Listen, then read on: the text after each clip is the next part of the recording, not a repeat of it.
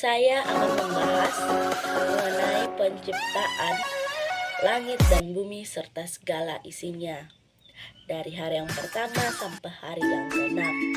Ini bisa dilihat dalam Kejadian pasal 1 ayat yang pertama sampai ayat yang ke-27. Dan ini merupakan materi pendidikan agama Kristen dan budi pekerti pada kelas 1 pada pembelajaran yang ke-7. Dan ceritanya seperti ini.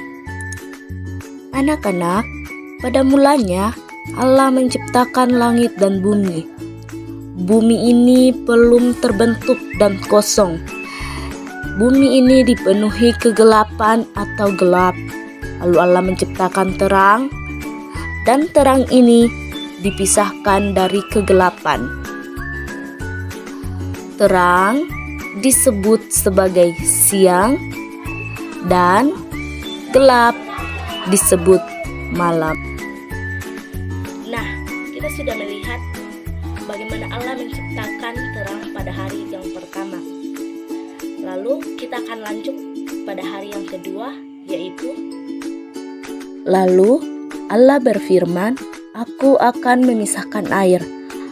Allah membuat cakrawala yang memisahkan air yang ada di atas dan di bawah.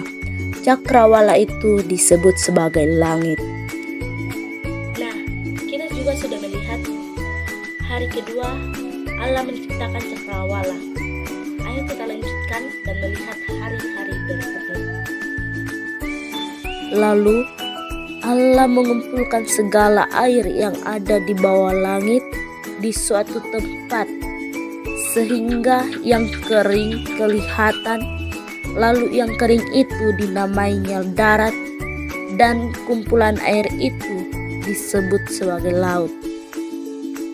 Lalu berfirmanlah Allah, "Hendaklah tanah menumbuhkan tunas-tunas muda, tumbuh-tumbuhan yang berbiji, segala jenis pohon buah-buahan, dan segala jenis tumbuhan lainnya." Nah, pada hari yang ketiga Allah memisahkan lautan daripada daratan dan menumbuhkan segala tumbuh-tumbuhan. Lalu hari yang keempat seperti ini.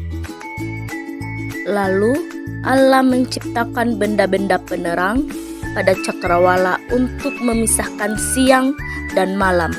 Maka Allah menjadikan kedua benda penerang yang besar, yakni yang lebih besar matahari untuk menguasai siang, dan lebih kecil bulan untuk menguasai malam, dan menjadikan juga bintang-bintang. Allah menaruh semuanya itu di cakrawala untuk menerangi bumi dan untuk memisahkan siang dan malam dan memisahkan terang dari gelap. Nah, kita sudah melihat pada hari keempat Allah menciptakan benda-benda penerang seperti matahari, bulan, dan bintang-bintang. Lalu, mari kita lanjutkan. Lalu Allah menciptakan segala jenis ikan di laut dan segala jenis burung-burung yang ada di udara. Nah, hari kelima, Tuhan menciptakan ikan-ikan di laut dan burung-burung di udara. Lalu, bagaimana dengan hari ke-6? Berfirmanlah Allah, "Hendaklah bumi mengeluarkan segala jenis makhluk hidup, ternak dan binatang melata, dan segala jenis binatang liar lainnya." Lalu jadilah demikian. Lalu berfirmanlah Allah, "Hendaklah kita menjadikan manusia menurut gambar dan rupa kita." Dan manusia itu dibentuk dari debu tanah, lalu dihembuskan nafas hidup ke dalam hidungnya. Lalu manusia itu jadi dan diciptakan oleh Allah. Dan Allah membuat sebuah taman, yaitu Taman Eden, dan menempatkan manusia di situ.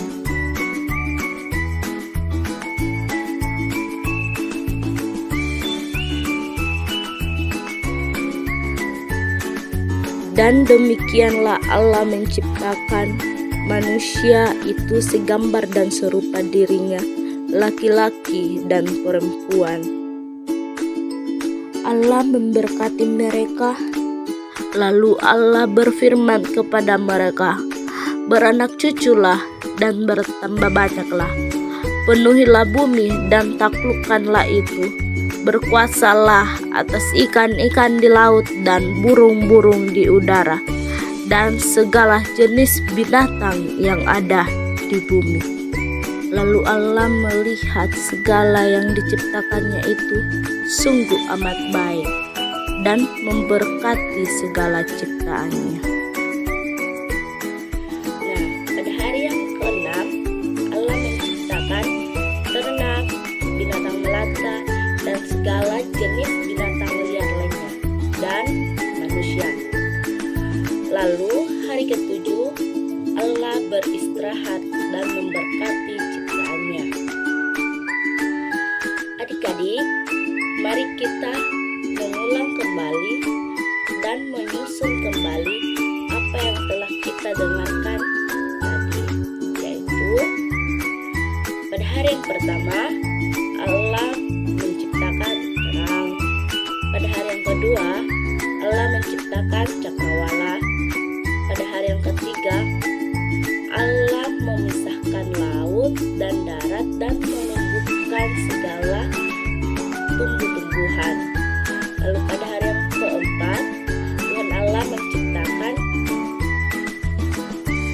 matahari, bulan, dan bintang-bintang. Pada hari yang kelima Tuhan Allah menciptakan ikan-ikan di laut dan burung-burung di udara.